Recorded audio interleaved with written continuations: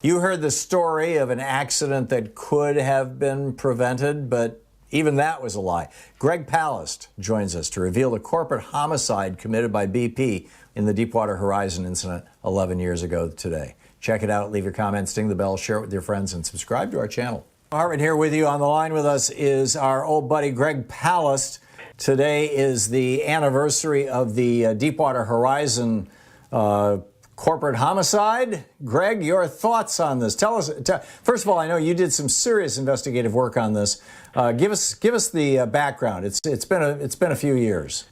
Yeah, it's been a few years, but again, the real story hasn't come out in America. For British television and European television, I was sent to investigate, and what I found is that we got this wonderful corporate fairy tale that on April 20th, a tragic accident that no one could have seen blew up. There was a blowout on a BP rig in the Gulf of Mexico, slimed 600 miles of coastline, and incinerated, literally vaporized 11 men on that rig. Terrible accident. Who could have figured on it? Except that I got a message from the Caspian Sea off of Baku in Azerbaijan. I've never heard of Azerbaijan. It's an oil state. You'll find out when the 101st Airborne arrives there.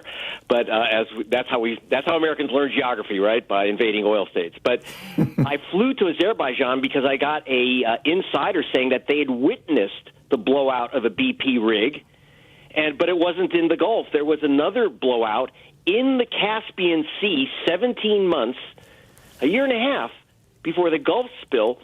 You didn't see it in any news reports. It was completely buried and covered up by the dictatorship of Azerbaijan, what I call the Islamic Republic of BP. No, wait a second. British Petroleum, yes. And so it was the same exact blowout. And here's the thing, Tom. So BP, yeah, go ahead. So go ahead. You had a question. But let me just finish. So there was this BP. Yeah, my apologies, blowout. Greg. There's about a 3 or 4 second delay latency that we have here. My understanding, my recollection at the time, there was all these news stories saying, who could have imagined? How could this have happened? Nobody. It must be some weird thing. The cement in the pipes or something. This has never happened before. Blah blah. You're saying all of that is a lie. By the way, it's not just a lie.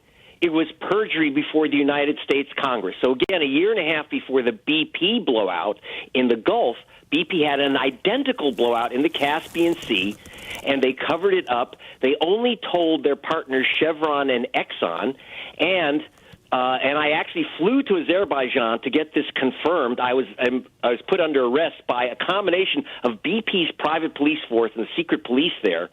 But then I got a confirmation of the blowout from a guy working with The Guardian who's now named Chelsea Manning. He got the inside State Department cable saying that the Bush State Department under Condoleezza Rice knew about this, as did Chevron. And by the way, you may take note that there is a tanker, super tanker, called the Condoleezza, named after Chevron's former board member, who was then Secretary of State. They completely covered it up. They didn't, which is required by law, tell the U.S. Interior Department, which told BP, do not drill in that area of the Gulf. It's unstable.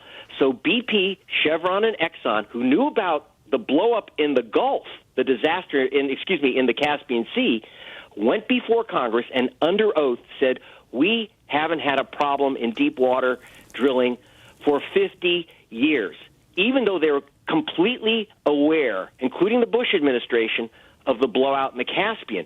Now, if they had known about that, there's no way that Interior would have allowed them to drill or allowed them to use the methods, what was called the quick dry cement method used in the Caspian Sea, which was the immediate cause of the blowout.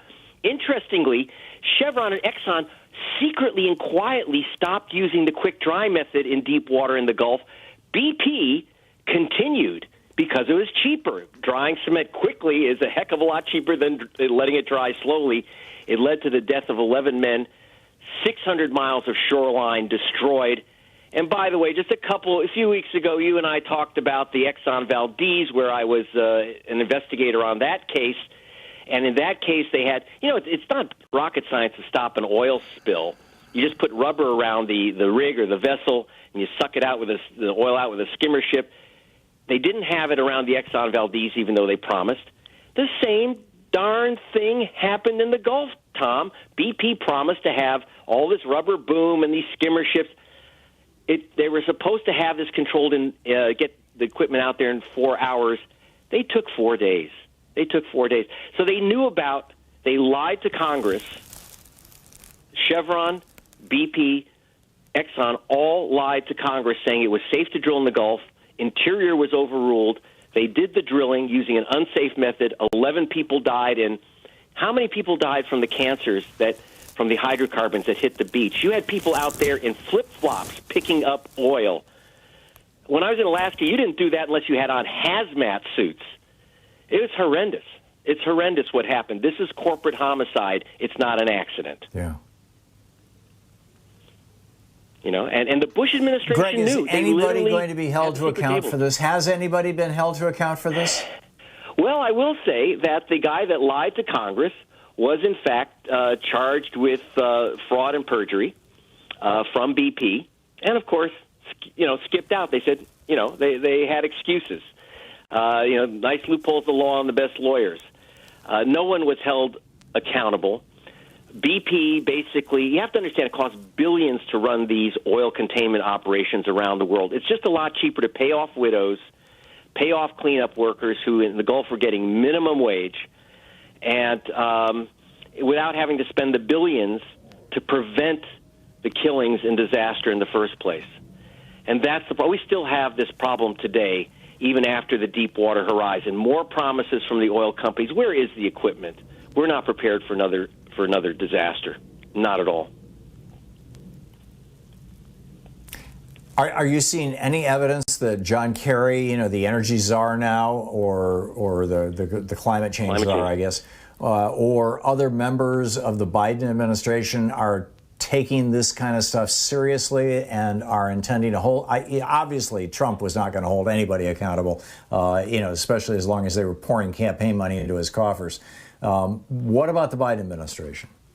Well, I'm very concerned, especially about drilling in the Arctic Ocean. But I think that the Biden administration is just trying to say we're done with oil, so we don't need to open up the Arctic to drilling, where you can't control an oil spill.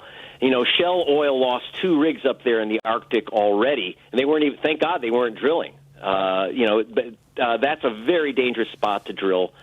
The Gulf is still a danger, and we still have a disaster in the Gulf. There was a game by BP that nature is like some type of toilet that flushes itself out. I can tell you right now, when I was on the beaches in the Gulf of Mexico, you had cleanup workers who were told, don't go more than a quarter inch below the surface of the sand. Just pick up the crap on the top so that the cameras don't see the oil that's oozing about 8 inches below the surface. So while the camera crews are concentrating on these nice, clean beaches, there's literally chunks of oil that are big as sofas floating nearby. I think Biden and Kerry, in a way, have the right idea. You can't control these oil companies, so you move beyond oil. It's time to not be a prisoner of these oil companies. And don't forget, it's political capture, too. It's not just, it's political pollution.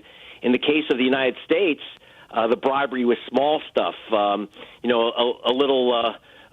sexual favors plus Super Bowl tickets got the regulators off BP's case. In Azerbaijan, in order to cover up the crimes there, it was $30 million checks to the dictatorship.